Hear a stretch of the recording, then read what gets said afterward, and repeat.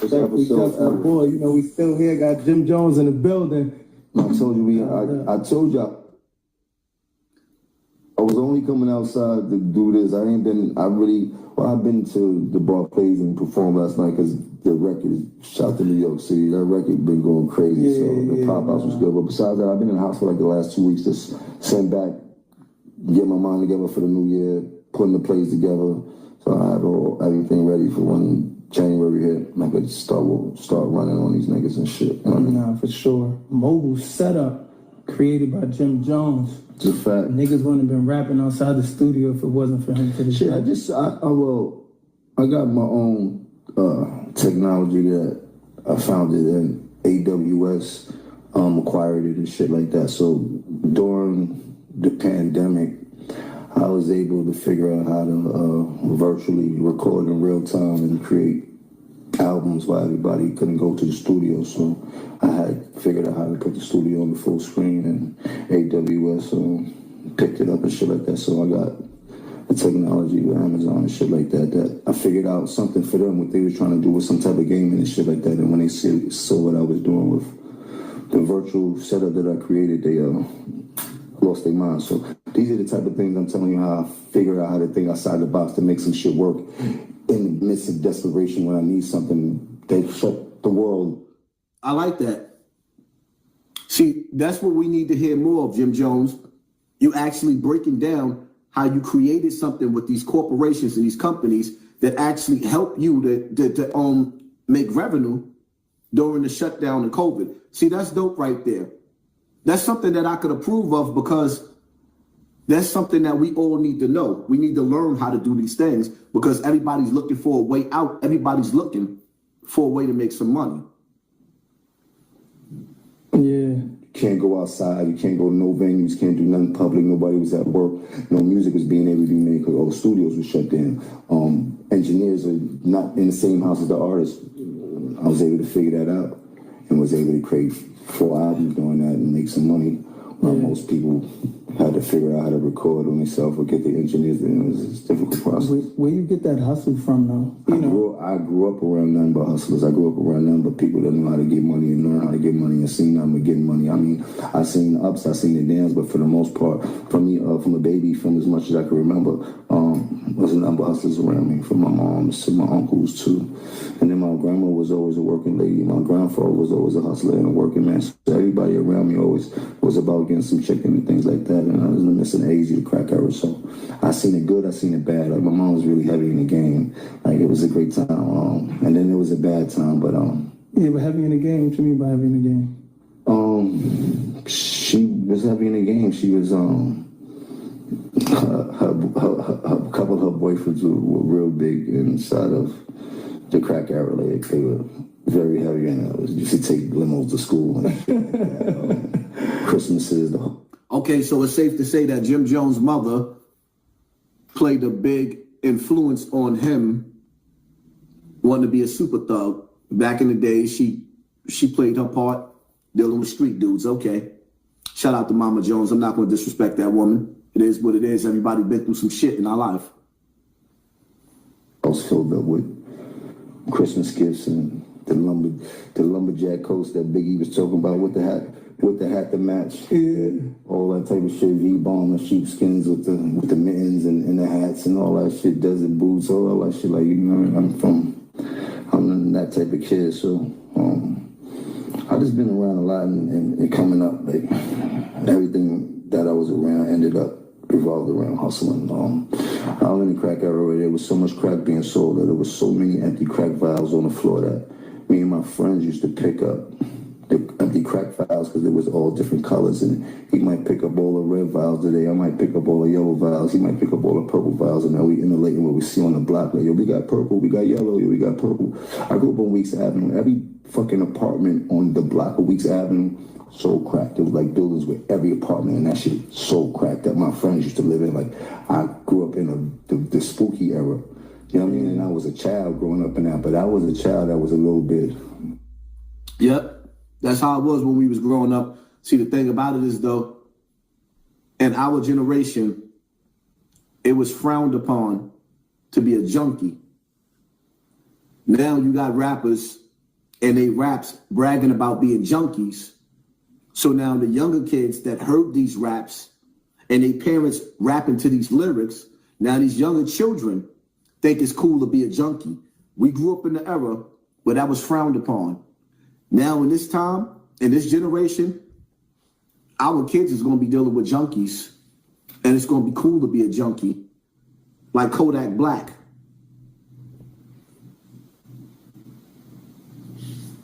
Ahead of my time, so I understood shit that I shouldn't understand at that time. And I love that. I think I got to go back though to the in system. Go back to the studio. You know what I'm saying? You saying you was the first person that did that, and it seemed like you was the first to do a lot of different things. Google it. No, I'm gonna Google it for sure, but it's like you did a lot of things first. I know you hate to talk about the past a lot of times and shit that could have happened, but man, I just want you to Tell like the Soldier Boy. Oh man, Tell him again. Soldier, Jim did this one first. I think Soldier gonna come at you and he does it. I did shit before he was even in the game. I was at Soldier Boy's first show in Atlanta, I think like at the Opera. I forgot what show. I was at his very first show when everybody was going crazy for this new kid named Soldier Boy doing the Superman that hoe. You was doing the dance or you was too gangster? I wasn't doing the Superman. Nah, but yeah, man, I just want to hear how that feels though. Like, where you at now? All the shit you started and not getting the checks for. Like, what stands out? Which brand? What? Like? You know, I'll tell you a story. The most funny story would be True Religion. I am the first rapper to put on a pair of True Religion. Hey, yo, Jen, you're not gonna keep with this first talk. Wholeheartedly. I mean, like, these niggas don't even know what True Religion was. My brother brought them jeans home one day when I got in the house. He threw them on the bed. They from Bloomingdale's. He's like, yo, throw those on, man. Them shit's just $300 jeans. This is one $300 jeans were the equivalent of Mary's $1,200 jeans. Those niggas wasn't buying $300, $400 jeans. He like, put those on. I flipped them open. They had the dope stitching. And then it was bell bottoms. And then they had a stitch going across. He like, man, put them shits on, man. Give a fuck about no bell bottoms. This shit's $300 jeans. Niggas, rich niggas shit right here. I'm like, man, I don't like the bell bottom point. Like, yo, bro, listen to me. Listen to your brother, nigga. I get fly too. They gonna be on this. And sure enough, I put them shits on. And then they went from having the shit across, striped across, and me and Joel used to go to the cleaners and make them and tailor them to the way we fitted. Then True Religion started making the Billy jeans. When they made the Billy jeans, it was over after that. We weren't. And then from there, we first person to wear a pair of antique denims. And the niggas did not know what they was. I didn't know what they was. I got them shits. Well, Chrissy bought them shits for me in Miami when we was down there shopping downtown, 04, 05, shit like that. You dig? She was like, nah, these shits is fire. These shits look like some old school cowboy type of shits. And them shits fitted man slim. Like, them was the slimmest jeans that ever fit. She like, nah, them shits look good. And I just met her, so I'm trying to go off of what she like. I'm like, they look good. She like, nah, them shits look good. I'm like, this shits is tight. The fuck? I'm like, even with the chrome hearts, niggas did not know what chrome hearts was. I didn't know what chrome hearts was. You heard? Now, see, it's good sometimes when you play everything and not cut people. What Jim Jones is breaking down, well, I like this because he's breaking down how, if you look at some of the old Hassan Campbell videos, I was one of the last of the Mohegans still wearing shirts that was 3X and 4X, way too big, looking stupid. I don't even understand how we was under that spell back in the days, even though back in the days, we used to carry big tools up under our shirts. So we had shirts that was 3X and 4X. It was real big. Leathers, the pellets was dripping off of us. When you look back at that shit looked nasty. But Jim Jones is breaking down how he was one of the influencers, him and Joel Santana, Dipset, where they started the trend of wearing tight clothes.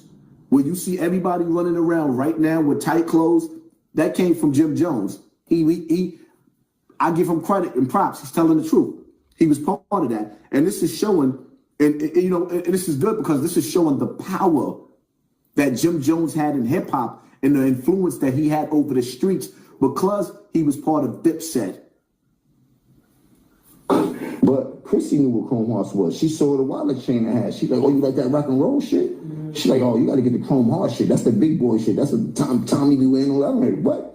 We went in there and the tank top was 600. I almost fainted. Like, what? This is a Fruit of the Loom tank top. What do you mean? They're like 600. She's like, yeah, that's that big boy shit. This what they wearing on stage. I'm like, what?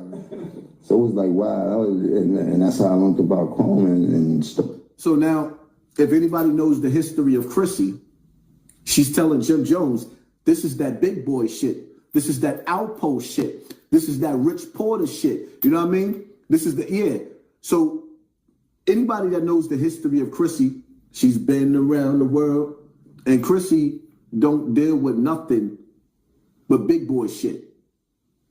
Drug kingpins. So when Jim Jones, he's seeing Chrissy, he already knew who she was because Chrissy already been passed down.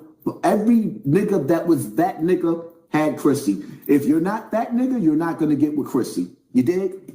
So, moving right along.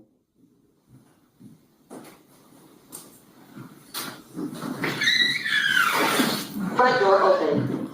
I'm on to the rock and roll look with my lady who I had met in Miami at the time, and then I started room with my man Zoe at the time. And by the time I got down there with the chain gang, my man Zoe was already on Chrome Heart shit too, and he was like the only other person I knew beside Chrissy that was on Chrome Heart. But he's backing out chains that cost $3,000-$4,000. Cuffs that cost $5,000. All this is all silver, all silver shit. This is back in 04, 05, shit like that. I can't believe you were spending that type of money on drip. But you met Chrissy in Miami?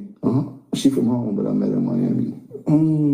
Okay, so she was like she was like a stylist for you when you met. She wasn't a stylist, she just was always fly. Like Chrissy was one of the flyest girls in Harlem, one of the girls that, not just me, most of the niggas in Harlem grew up, had a crush on her and shit like that, you dig? So in passing, I would see her here, see her there. No, Jim, stop lying.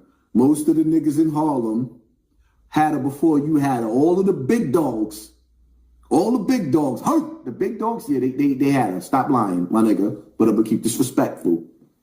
We know the history. I'm not even gonna get into the names of the dudes that she used to be with, but it's A1 niggas in the street.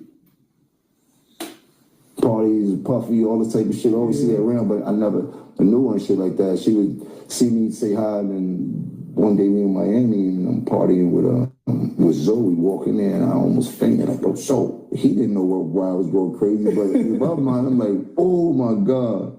So yeah, that was a great moment for me. And I was like a big score for me. I was young. It was dope. Yeah. At that age, you obviously lit. You having your way. You could have anybody that you wanted. But was it that stood out besides looks that Chrissy had that made you be like, yo, this is the one I want to, you know what I'm saying, spend forever with? She didn't tolerate nothing none of the other bitches would tolerate. Like I remember we in the club one day, like you said, I'm lit, I'm having my way. And I'm trying to talk to another girl, but be slick about it. And Chrissy's in the back in the booth and shit like that. And then I had Zoe tapping my shoulder like, boy, she just left the club. You better go get her. I'm like, yo, why you left the club? Yo, yo, get my credit out. She went out this fucking chasing out the club. Like, yo. And I was like, man, she a different type because any other girl I was with they wouldn't even. Yeah, they just stuck around and looked like a goof. Yeah, you know what I mean? Yeah. So. And then she was always known for standing on business. She comes from a world of hustlers too. Like she ain't no chump. Like, you know what I mean? Like she a big deal in Harlem. Like, you know what I mean? Yeah. She like See how she had you wrapped around her finger. She already knew by how you reacted to her that you was wrapped around her finger. She already knew when she walked out of the club you was gonna come chasing. She already knew. See, y'all gotta understand something, right?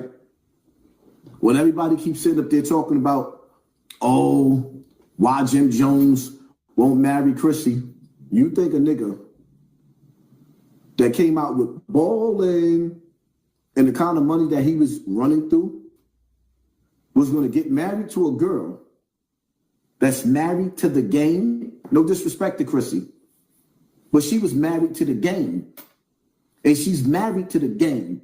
Jim Jones was in a legal game, but nevertheless, she's married to the game. She's not married to the man. So you got to think, when you're dealing with a female that's like Chrissy, she's used to real street niggas. And Jim Jones, no matter how hard he pretends and he acts, Chrissy could go back in her memory bank. Because women are funny. My nigga Igard used to have a saying, right? Because he was one of them, he was a pimp. He used to have strip clubs and run strip clubs. So Igard used to say, whichever female wins the fight, because they used to always brawl, that'll be the one that's going home with me. Now, it's safe to say, see what some of y'all know and some of y'all don't know, throughout the history, I'll give you an example, Mandisi. Mandisi and Jim Jones had a situation, and Mandisi whipped Jim Jones out. Whipped him out. So, Chrissy's not used to being with the type of dudes that's getting beat up on the block. Chrissy is used to the type of dudes that run the block. But being that Jim Jones was at the height of his career, balling, she let him score. It's simple. So when y'all sitting up there trying to rush this nigga to marry a woman that he knows she don't have to pretend to be with him anymore, all she got to do is wait for him to cheat, then go to the courts and get half his money, would you marry her? Shall we begin? Shall we begin?